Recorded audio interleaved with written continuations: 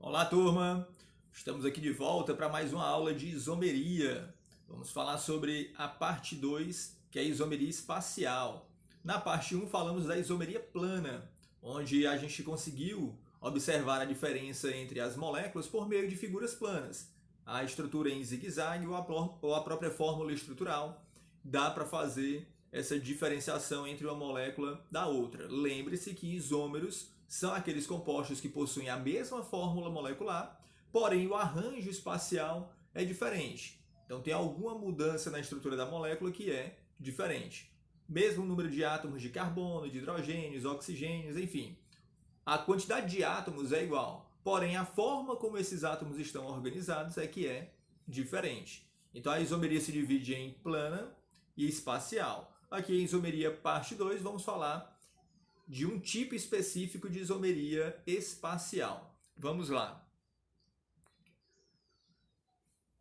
A isomeria espacial, ele dando a definição, ele diz que depende da orientação dos átomos na molécula. Ocorre quando a diferença entre os isômeros é explicada por fórmulas espaciais, o que eu acabei de dizer, ou seja, é necessário você ter um efeito aí tridimensional para conseguir distinguir essas moléculas.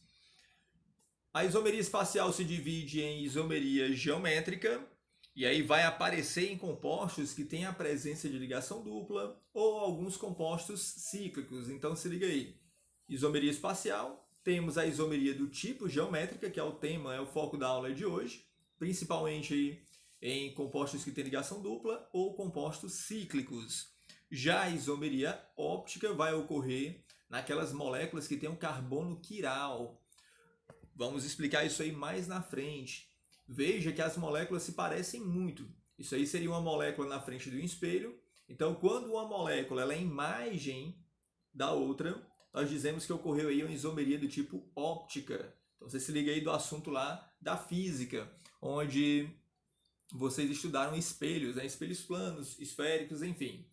Então, aqui, nosso foco de hoje, isomeria geométrica.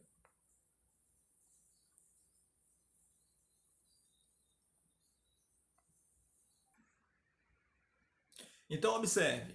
Eu falei que a isomeria geométrica ela acontece principalmente em compostos que têm a presença da ligação dupla. E por que não acontece em compostos que têm ligações simples? Coloquei essa imagem, esse exemplo, que seria 1,2 dicloroetano. Então, na molécula nós temos aí 2 carbonos, 2 cloros e 4 hidrogênios. Os carbonos ligados aí por meio de uma ligação simples. Então, a ligação simples ela permite uma rotação no seu próprio eixo. Então observe que na representação a pessoa aí ela fez uma rotação em torno do próprio eixo da ligação entre os carbonos. Então veja que as bolinhas verdes aí que representam os cloros, elas podem estar nas mais variadas posições. E o lance aqui na isomeria espacial é justamente que eu vou ter um lado da molécula diferente do outro. Então eu preciso ter dois lados, tipo uma parte de cima e uma parte de baixo. Então acompanha aí o raciocínio. Em compostos que só têm ligações simples, não dá para ter isomeria geométrica. Isso porque ocorre rotação nas ligações aí entre os carbonos. As ligações giram em torno do próprio eixo. Observe a figura agora do 1,2 dicloroeteno, tá certo? Nesse caso aí, eu fiz uma representação, deixa eu colocar aqui para vocês uma canetinha.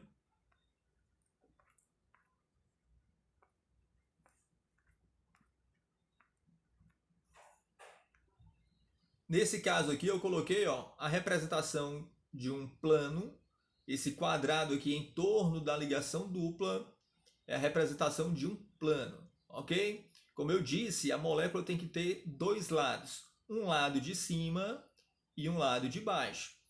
Quando eu tenho a presença de ligação dupla, dá para traçar esse plano pelo seguinte motivo. A ligação dupla ela não permite essa rotação. Se você girar os carbonos que tem a ligação dupla, essa ligação dupla vai se romper. Então, tipo assim, você pega aí um palitinho, pegar aqui um lápis para poder representar. Tipo isso aqui, ó. Consigo ter rotação. Já, se forem dois tracinhos como esse, eu não consigo ter rotação porque vai quebrar. Simples assim. Então, no isômero cis, os dois átomos de cloro, assim como os átomos de hidrogênio, estão do mesmo lado em relação à ligação dupla. Então, esse composto aqui em que os cloros estão de um mesmo lado, eu chamo de isômero cis. E os que estão de lados opostos seriam os meus isômeros trans. Então, para o 1,2 de cloro eteno, eu tenho duas possibilidades de moléculas. Então, os dois compostos aí têm o mesmo número de átomos de carbono, mesmo número de átomos de hidrogênio, mesmo número de átomos de cloro. E o que é diferente entre eles? A posição dos átomos de cloro. No primeiro composto, nós temos os cloros de um mesmo lado aí do plano. No segundo composto, tem lados opostos, um para cima, o outro para baixo. Então veja que a química ela é incrível, porque simples detalhes fazem com que as moléculas sejam diferentes. Então, apesar de ter muita semelhança aí, um composto é diferente do outro. Consequentemente, vai ter propriedades diferentes. Olha esse exemplo aqui, ó, que o composto tem a presença da ligação dupla, porém não apresenta a isomeria. Então, não é o fato de ter ligação dupla que o composto já vai ter isômeros. Não é bem assim. Então, você tem que observar quem são os ligantes dos átomos que possuem a ligação dupla. Então, fique esperto aí. Se a molécula apresenta ligação dupla, ela pode ter ou não a isomeria do tipo cis-trans.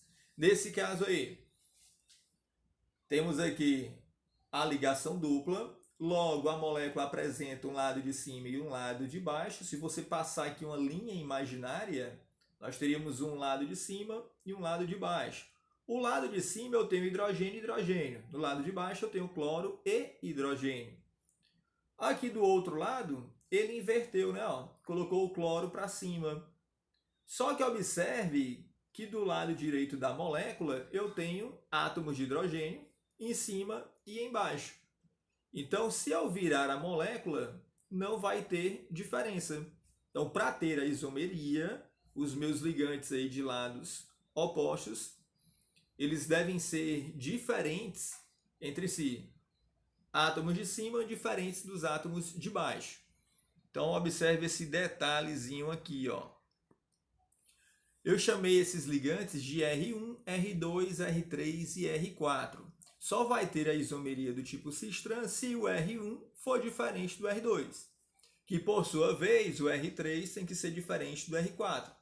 Então, nesse caso aqui, eu tenho hidrogênio, hidrogênio. Logo, R3 é igual a R4, portanto, não vai apresentar isomeria. Do lado esquerdo, o R1 é diferente do R2, que seria o hidrogênio e o cloro, tá ok. Mas o lado direito não está ok, então não tem isomeria nessa molécula. Então se liga que se a molécula tiver ligação dupla, ela pode ter a isomeria cis-trans. Para ter a isomeria cis-trans, os ligantes de lados opostos aí, os dois lados aí da molécula, os ligantes devem ser diferentes, tá bom?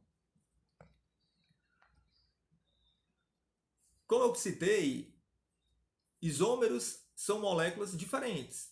Consequentemente, possuem propriedades diferentes. Aqui a principal propriedade que vai aparecer de diferente é com relação à propriedade física, temperatura de fusão e temperatura de ebulição. Então as moléculas são muito parecidas entre si, então elas têm uma forma de reagir parecida, então as propriedades químicas são até parecidas, porém propriedades físicas aqui são diferentes, principalmente você observa na temperatura de ebulição. Observe que o isômero cis dessa molécula tem uma temperatura de ebulição de 60,3 graus Celsius. Já o meu isômero trans tem uma temperatura de ebulição de 47,5 graus Celsius. Como é que eu explico isso? Eu explico por meio da polaridade da molécula. O meu isômero cis ele é mais polar. Veja que os átomos de cloro eles são mais eletronegativos, eles atraem mais os elétrons para si, daí eu posso traçar vetores. Lembra que eu falei das propriedades dos compostos orgânicos? Como é que eu vejo se tem polaridade ou não? Então, aqui traçando vetores vai aparecer um vetor resultante aí, tornando a molécula mais polarizada.